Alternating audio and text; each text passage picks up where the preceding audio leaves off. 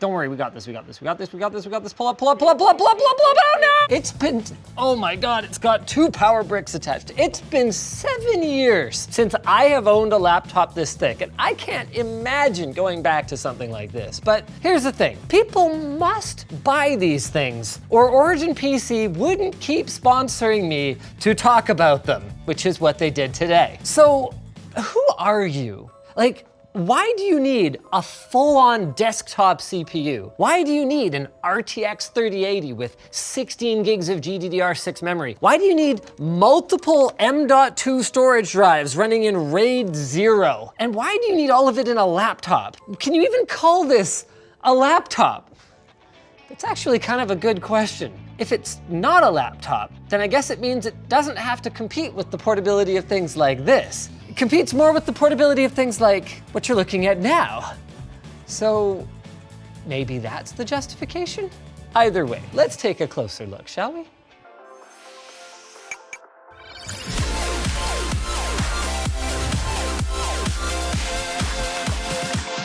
We've talked a lot over the years about the way that mobile CPUs have dramatically narrowed the gap between themselves and their desktop counterparts. But in response to my question at the beginning of this video, that is one of the main reasons that someone might look at the EON-17X or a similar desktop replacement laptop, because inside this thing you will find not a mobile CPU, but a full-fat desktop Intel Core i9-11900K. That is not just 8 cores, 16 threads of up to 5.3 gigahertz goodness, but it's actually overclockable, although I guess it remains to be seen just how far we'll be able to push it. Now, right now, I'm actually running a single threaded benchmark, and we're gonna have a look at whether we can actually reach that 5.3 gigahertz mark. This is a very odd performance profile that they've got this thing tuned with. I mean, we've got 6 of our 8 cores that are sitting up near 5 gigahertz, even though I'm only running a single threaded benchmark, and that fan, listen to it go. They are serious about keeping that thing cool. We're gonna have to open this thing up later. We did touch 5.3 gigahertz as advertised though. More importantly, I wanna see what we settle in at in terms of temps. Whoa, can you hear it taking off, Andy? We're headed straight to the moon. That's why Origin PC is space themed. I guess now's as good a time as any to talk about I/O and cooling. Because it's a desktop replacement, you are really looking at more of a desktop tier of I/O. On the right, you're gonna find dual Thunderbolt 4 ports, USB Type A. We've got our dual power bricks here, and they really do put the brick in power brick. They're quite substantial. On the back, we've got, I love this, lots of display outputs. We've got a USB Type-C that can also be used for DisplayPort, 2 more mini DisplayPorts, so you could actually run a triple monitor setup at 3x8K. We've also got an HDMI 2.1, so you could do another 8K 30 hertz display out of that one. 2.5 gigabit Ethernet. Then over on the left side, you've got an SD card reader, 2 more USB Type A's, a line-in jack, and a headphone microphone combo jack. Now, of course, they would have packed more I/O into it if they hadn't been busy packing in cooling. You just watch, Andy. This is soon to be an industry standard benchmark. Fill the sails! Look at this. Look how far away from it I am.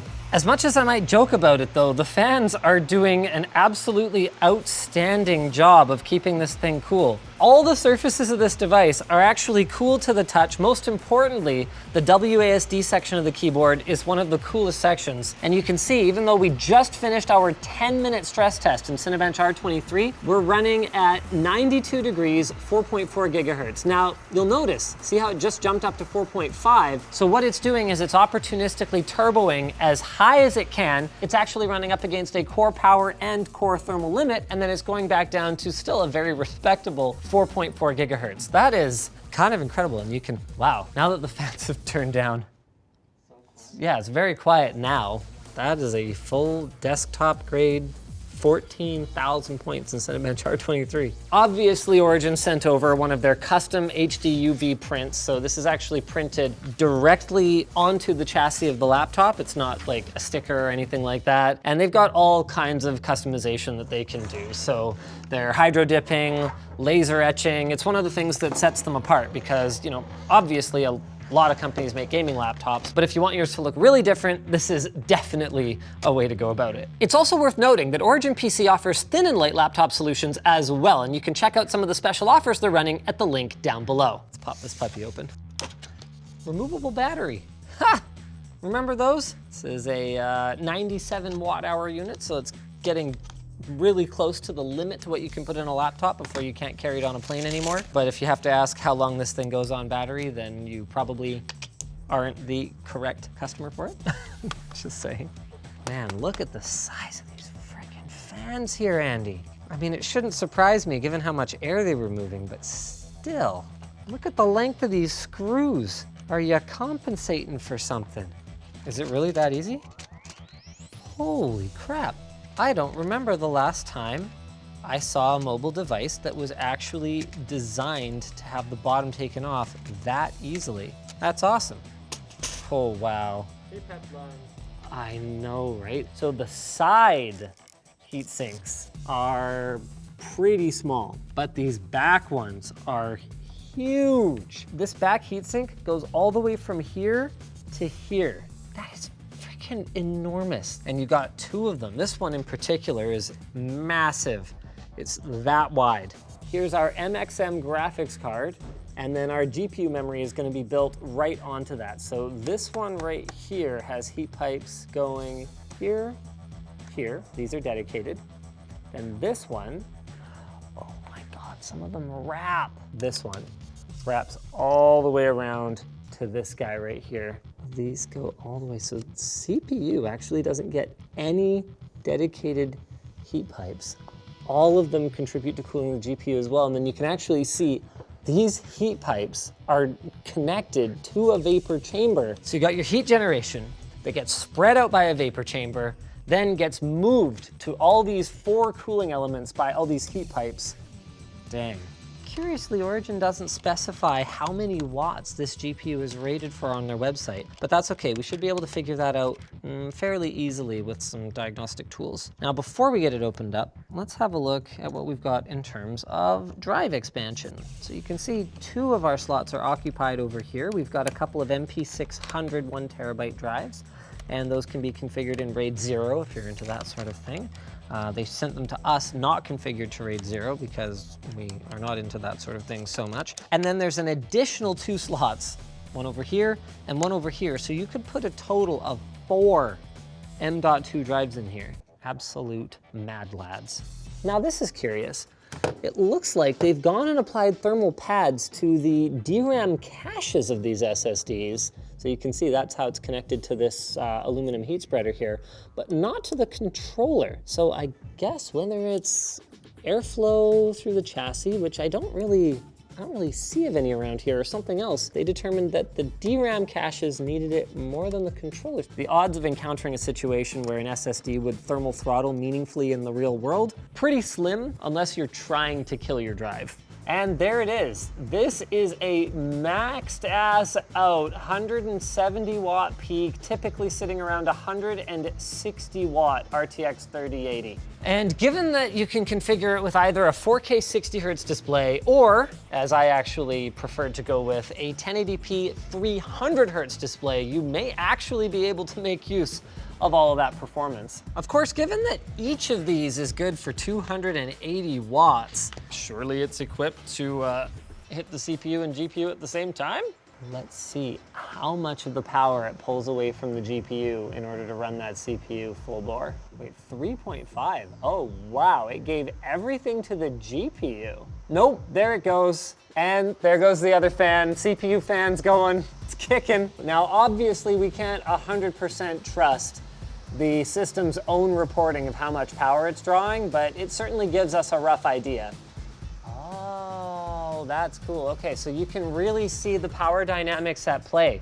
There's just a limit to what you can do for power delivery in a device like this. So watch, if I put FurMark in the background, so CPU package power spikes up, GPU power goes down to something more conservative. Either way, we're able to get well in excess of 300 watts on the CPU and GPU alone, which explains why we need two 280 watt power bricks. Not because this thing can actually suck 560 watts, but because in addition to doing this, it's got to run the drives, the fans, the RGB lighting, all of that other stuff. It also has to be able to charge the battery while it's doing all of that. So it's not that you couldn't run it with a single power brick.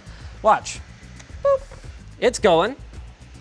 It's just, there you go. I'm sorry, please forgive me. Let's take a look at what those power numbers look like running an actual game. So, I knew you were gonna want Flight Sim. What is with the obsession? Nobody actually plays that game. I didn't mean nobody uses it. Obviously, it's a popular program. Just ain't no game, son. Here we go, Ultra. I'm not even gonna be able to take the plane off, Andy. So, do you hear this thing going? We are in a loading screen.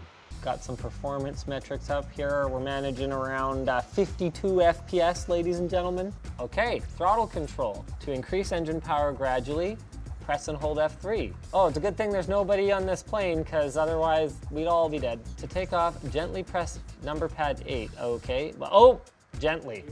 How do you gently press a button? Oh, look at this, anyone could do this. Hey, see you later, Vancouver. To increase speed during climb. Okay, number pad 2. Ooh. And we're headed for the ground.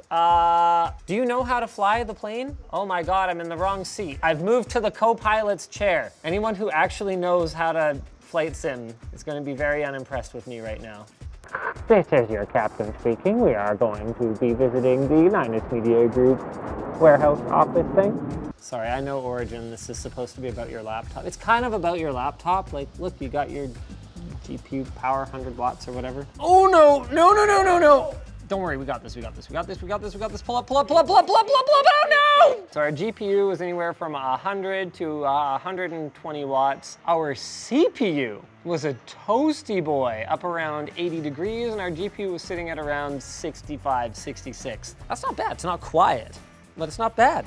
Yes, this game runs on anything, but it doesn't run at 280 FPS on anything.